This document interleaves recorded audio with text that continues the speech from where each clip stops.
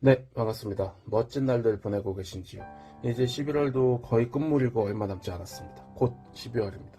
여러분은 내년에 그리고 미래의 목표들을 벌써 설계해 두셨는지요? 아니면 항상 언제나 하듯이 연말이 돼서 혹은 연초가 돼서 새해 계획을 세워보고 또 세웠지만 언제나 작심삼일이 되는, 그래서 3일마다 계획을 다시 세우라는 것도 있고요. 뭐 3개월 단위로 한번 검토하는 것도 필요하다라고 하기도 하죠. 저 역시도 지금 미션을 수행하고 있는데 뭐 나름의 역경들이 있습니다. 지금 연말이어서 저희도 어떤 업무를 했던 거 마무리 결과물을 또 제출해야 되고 성과 내야 되는 시점이다 보니까 너무 바쁘고 일이 치이고 있는 상황이랄까? 근데 누구나 그런 것 같고 항상 그런 일은 생기는 것 같아요. 제가 사업이 더 커 있다고 해도 이런 부분이 많이 바뀌는 것 같지는 않습니다. 항상 여러 바쁜 일들이 있는 거죠. 그래서 올 연말까지 잘 마무리해야 될 일이 지금 여러 건 있는데 그런 일들이 있다는 건 너무나 감사한 일이죠.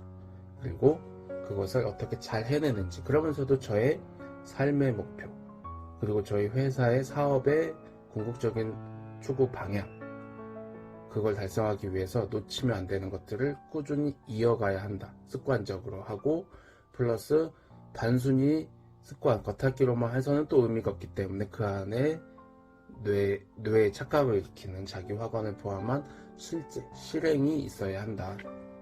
말은 쉽죠. 하지만 도전하다 보면 습관이 될 겁니다. 이제 뭐 얼마나 했다고요.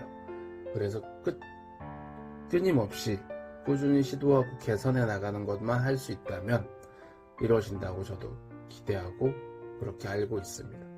네, 그래서 저도 지금 연말이라서 꽤 여러 개 공공기관 대상 보고서를 써야 되는 게 좀 꽤 여러 개 있어요. 너무나 감사한 일이죠. 그런 일들을 만들었고 주셨고 그 매출이 꽤 된다는 게. 또 그 이외에도 실제로 마무리해야 될 몇 가지 일들이 또 있고요. 그러다 보니까 좀 너무 바빠요.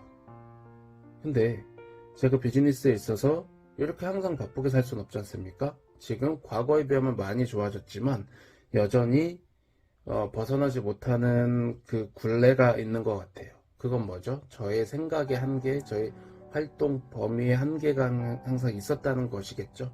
그것을 깨부수기 위해서 브레이크스루, 토니 로빈스가 말하는 브레이크스루 하고 싶은데 잘 안 되고 있는 거예요. 그래서 내 뇌부터 깨우쳐야 된다. 그래서 지금 이런 훈련들을 하고 있는데 오늘의 주제는 바로 제 사업체가 어떻게 하면 자동화된 시스템으로 갈 것이냐에 대한 고민을 많이 해오고 있고 그걸 앞으로도 해야 하는 과제인데요. 그거를 위한 스타트를 지금 하고 있는 중입니다. 그래서 저는 목표 중에 하나가 나는 직원 100명이 있는 회사 대표다 라고 하고 있습니다. 저희 회사 뭐 말씀드리면 좀 민망합니다. 아주 작은 회사고요. 그나마 있던 직원 중에 또 그만둔다는 친구가 있어서 다시 지금 제가 급하게 일을 끌어안아야 되는 것들이 생긴 거죠.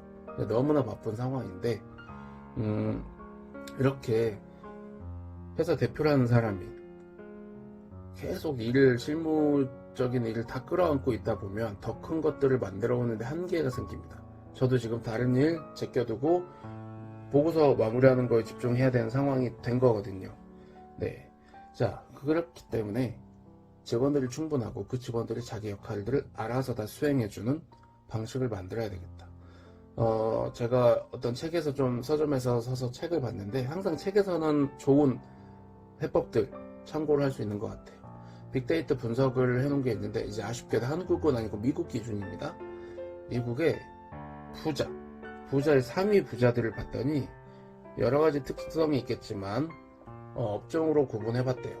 성공한 부자 순위 상위권에 있는 사람들 중에 사업가들 어떤 사업을 할까? 제일 최상위가 부동산 임대업, 개발업 같은 부동산업이 이제 1, 2위를 다투고요. 3위가 컨설팅 회사라고 합니다. 저 컨설팅 하거든요. 컨설팅 회사가 3위에 재벌이 될 수 있는 그런 영역이에요.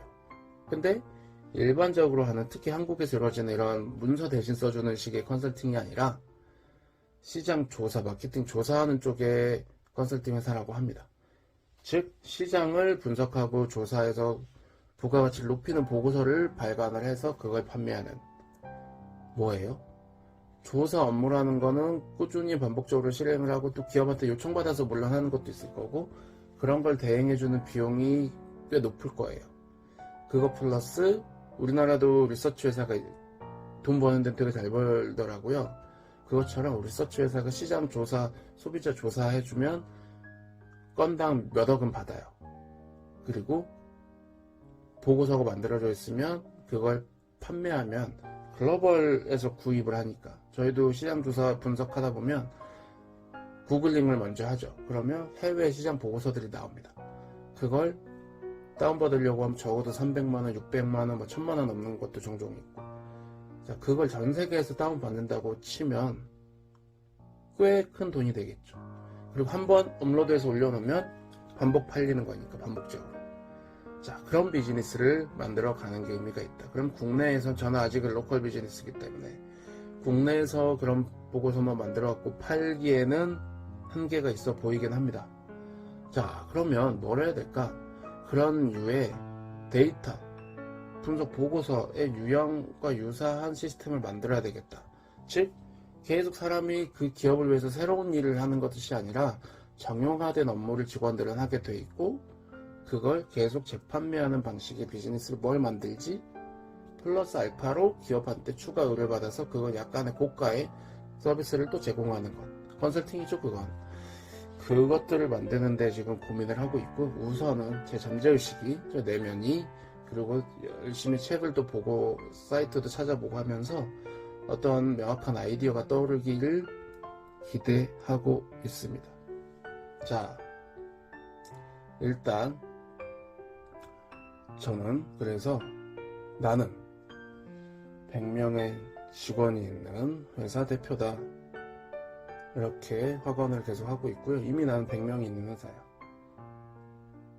그래서 일손이 부족하기 때문에 어쩔 수 없이 외주 형태로 하는데 저는 대표고 외주분들에게 비용이 아무래도 더 나가죠. 하지만 또 고정비는 없는 장점이 있습니다. 그래서 외주 인력들과 함께 일을 벌리고 있는 것들이 있고요. 자, 나는 100명의 직원이 있는 회사 대표다. 나는 100명의 직원이 있는 컨설팅, 데이터, 분석, 회사 대표다. 나는 회사를 통해 자동화된 사업소득 연 10억 원을 번다. 이걸 반복해서 하고 있습니다. 여러분, 또 좋은 컨설팅 회사로서 정말 수익 모델 좋은 아이디어가 있다면 한번 제안해 주시면 너무 큰 힘이 될 것 같고요.